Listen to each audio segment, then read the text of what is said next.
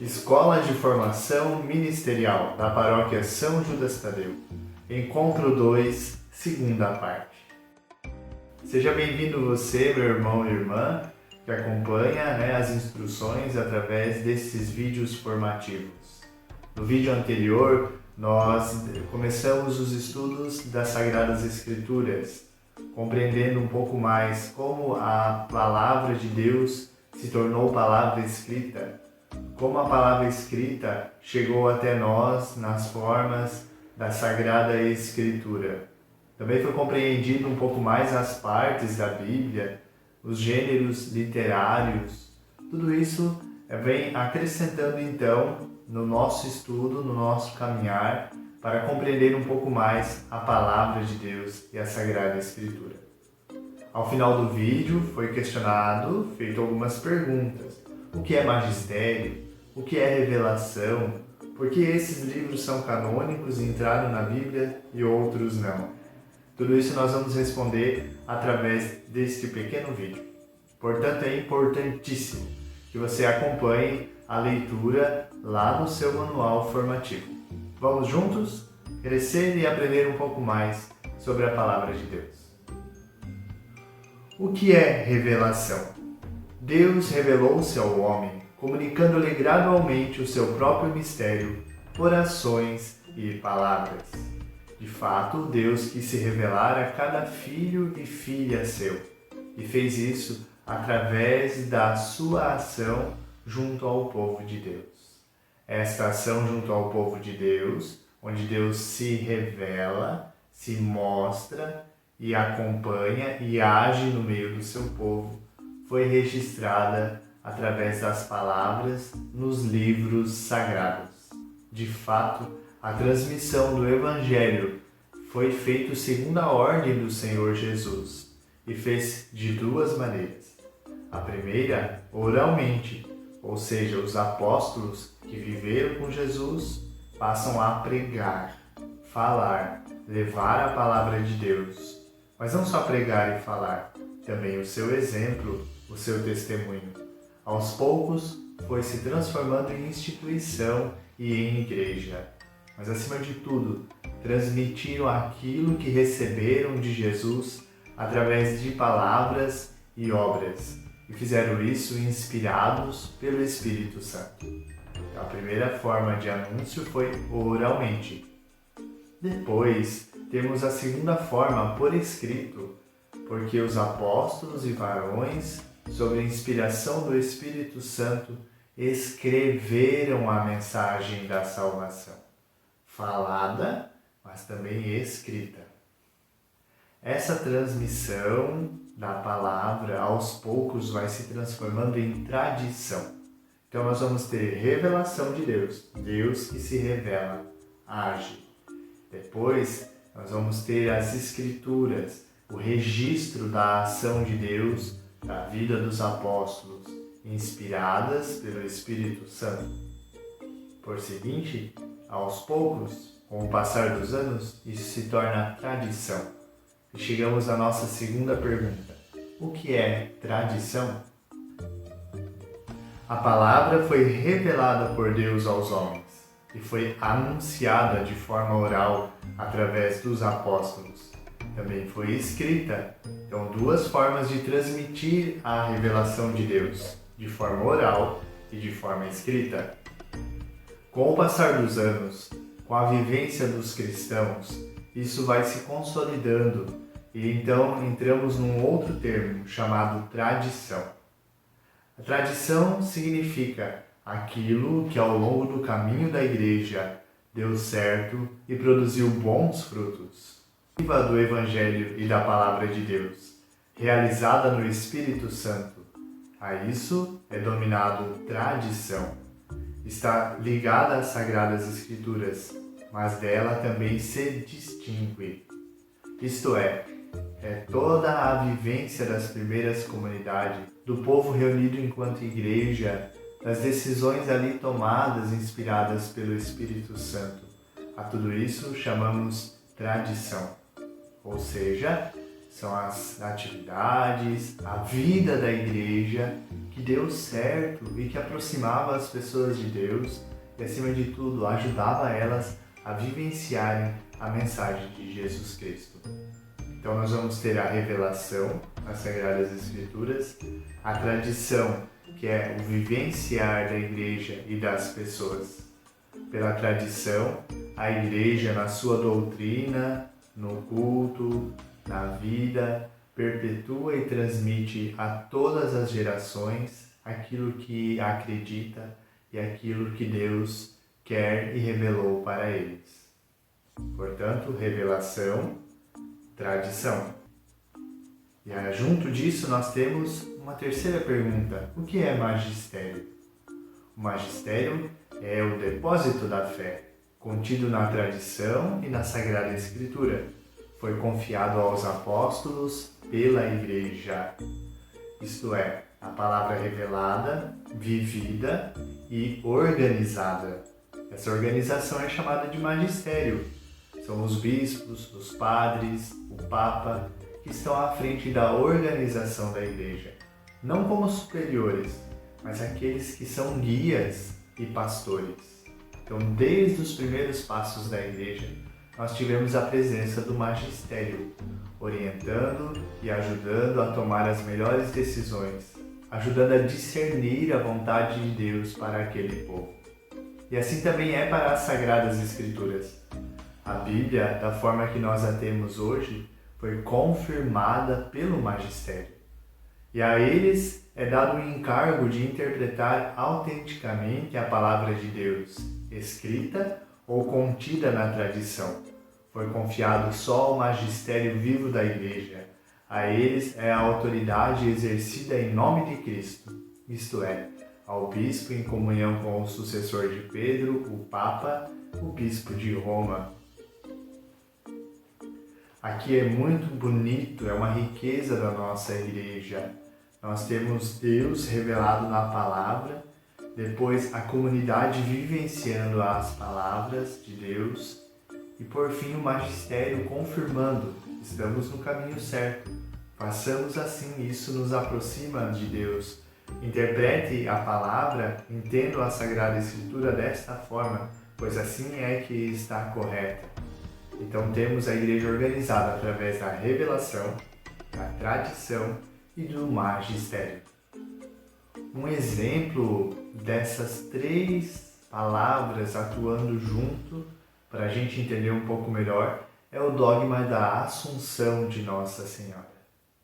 Nós não temos na Sagrada Escritura dizendo que Nossa Senhora foi assunta, elevada aos céus. Não temos. Mas a tradição, olhando para as Sagradas Escrituras, viu Nossa Senhora como a Imaculada, sem pecado. Viu Nossa Senhora como um exemplo de fé e de vocação. Viu em Nossa Senhora a Mãe de Jesus, pois tudo isso está nas Sagradas Escrituras. E as comunidades, o povo, no início da Igreja, foi confirmando isso como verdade em seu coração e em sua vida. A tradição olhou para Nossa Senhora e viu que ela era muito especial. Dessa forma, o magistério, ou seja, os padres, os bispos, junto ao Papa, se reúnem e formulam um dogma, o dogma da Assunção. Isto é, Nossa Senhora foi elevada aos céus de corpo e alma. Nossa Senhora se encontra já nos céus, junto de Jesus como nossa intercessora. Olha que lindo! Não foi propriamente isso revelado nas Sagradas Escrituras. Nossa Senhora foi assunta, foi elevada aos céus, não está. Mas com o caminhar da Igreja foi se percebendo que isso aconteceu e a tradição foi confirmando. E o magistério então vem e diz: acreditem nisso, pois é verdade. Entendido então o que é revelação, o que é tradição e o que é magistério, nós vamos agora entender, ao olhar para a Bíblia, por que ali estão aqueles livros e não outros, já que existem muitos outros escritos também. O que são textos canônicos? Canônico significa regra, direito, régua. Isso quer dizer canônico. Ou seja, esses livros são os livros corretos, livros certos. São os livros que possuem aquilo que é necessário para nós compreendermos um pouco mais de Deus e alcançarmos o céu. Existem outros livros escritos? Sim, mas ali está as verdades de fé o suficiente para a nossa salvação. Então, diante de vários escritos, o magistério, decidiu que esses livros eram os livros canônicos e constituiriam a Bíblia. Mas não decidiram de qualquer forma. Quais critérios eles seguiram? Primeiro, os livros deveriam ser inspirados pelo Espírito Santo. Segundo, aceitos pela tradição, isto é, já sendo usados pelas comunidades. Terceiro, acolhidos por eles, acolhidos pela comunidade. Tudo isso, quando conciliado, faz com que o livro de fato se demonstre inspirado e desejado por Deus. Foi a tradição apostólica que levou a Igreja a discernir quais os escritos deviam ser contados nos livros sagrados. Esta lista de livros se chama Cânon das Escrituras. E de fato, desde os primeiros séculos, alguns livros já foram sendo consolidados e com isso a nossa Bíblia foi constituída. Agora, algumas perguntas que geralmente surgem entre nós e nos nossos estudos. A primeira questão é a diferença entre a Bíblia católica e a Bíblia protestante. De fato, a Bíblia católica possui mais livros que a protestante, porque as Bíblias protestantes, ou Bíblias de crente, como costumeiramente dizemos, não possuem os livros de Tobias, Judite, Sabedoria, Baruque, Eclesiástico. Não possui também o primeiro e segundo Macabeus, além de Esther 10, 4 a 16 e Daniel capítulo 3, 24 a 20, 13 e 14. Não fazem parte da Bíblia protestante esses livros que aqui estão. Essa é a primeira grande diferença. A Bíblia católica é formada por 73 livros, 46 no Antigo Testamento e 27 no Novo. Já a Bíblia dos evangélicos não possuem esses livros aqui listados. Esses 7 livros que não estão na Bíblia dos protestantes são chamados de livros deuterocanônicos. Deutero significa segundo, porque já no Concílio de Cártaro, no século IV, eles já existiam, lá no ano 400, mas só foram aceitos e acolhidos no século XVI.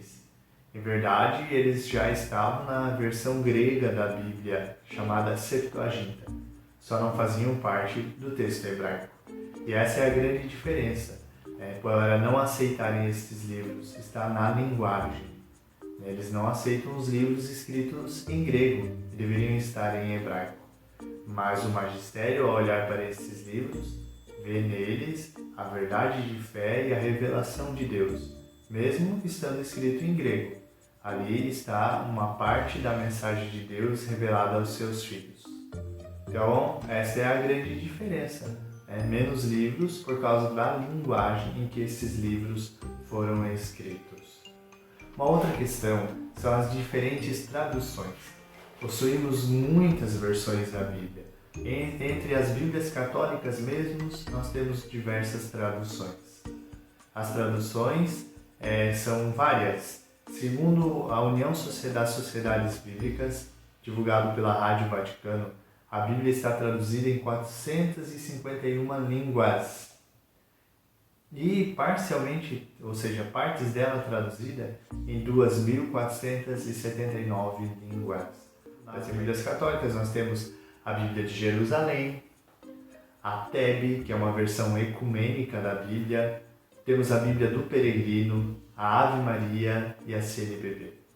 São traduções diferentes, palavras mais adaptadas dependendo para o contexto e público ao qual foram dirigidas.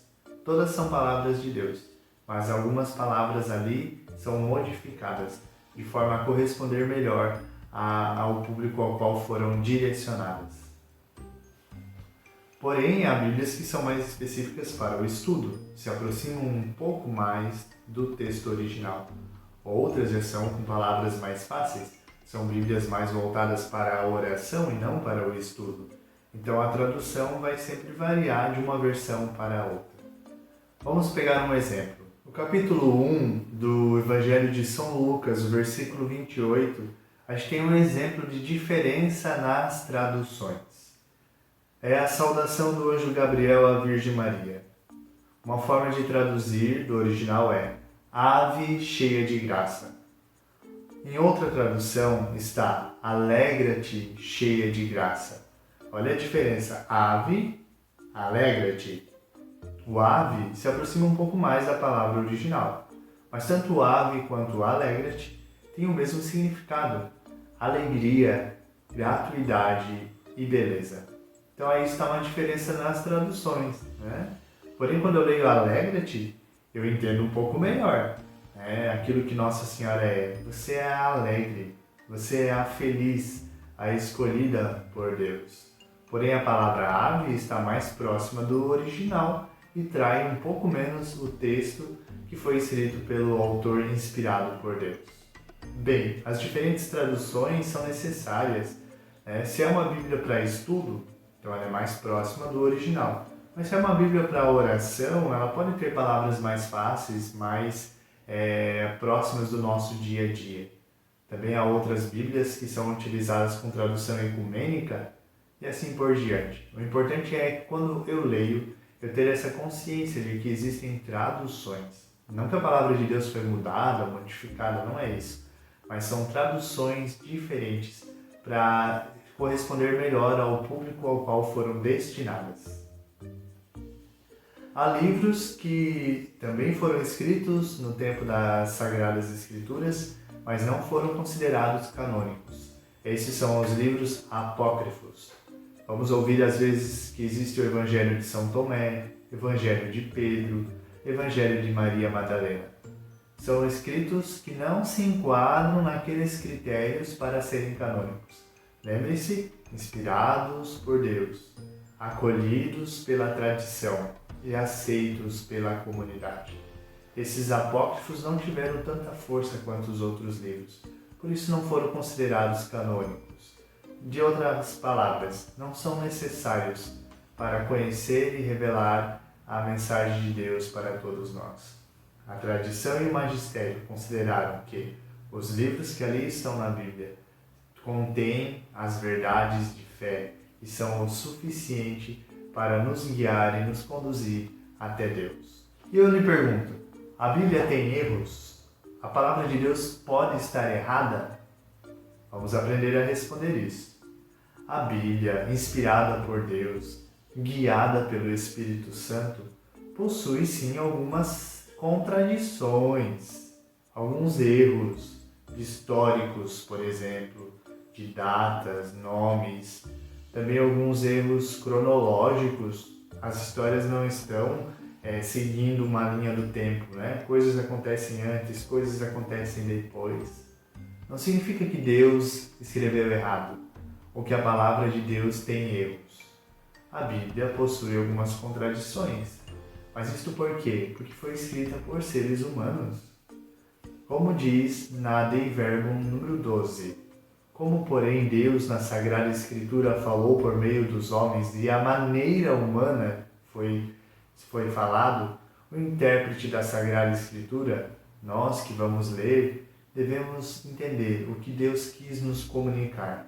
Devo investigar com atenção o que o escritor sagrado quis significar e aquilo que Deus aprove manifestar por meio de suas palavras. Portanto, ler a palavra de Deus de forma literal é muito perigosa. E eu também devo considerar que Deus fez uso dos homens para que a sua Sagrada Escritura se estendesse ao longo dos séculos e da história da Igreja. A Bíblia contém erros? Contém algumas contradições, mas ela está errada? Não. Ela tem verdades de fé que nos conduzem a Deus o suficientes para nos salvar. Então, como que eu devo ler a Bíblia? Devo ler a Bíblia seguindo alguns critérios. Primeiro, com a ajuda do Espírito Santo. Não devo ler de qualquer forma, eu devo ler de forma orante. pedindo que Deus nos ajude a entender e a aprofundar e conhecer ainda mais a sua palavra sagrada. Devo considerar os textos em conjunto. Não posso ler palavras separadas, frases soltas a meu bem-querer.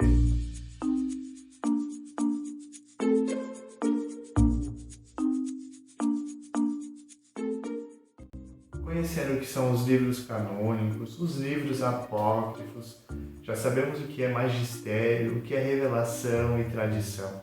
Tudo isso é uma bagagem muito rica para poder compreender e mergulhar mais profundamente na Palavra de Deus. Obrigado por nos acompanhar até aqui. Não esqueça de ler o livro formativo. Esse vídeo é apenas para motivar e aguçar os estudos de vocês. Muito obrigado e até a próxima!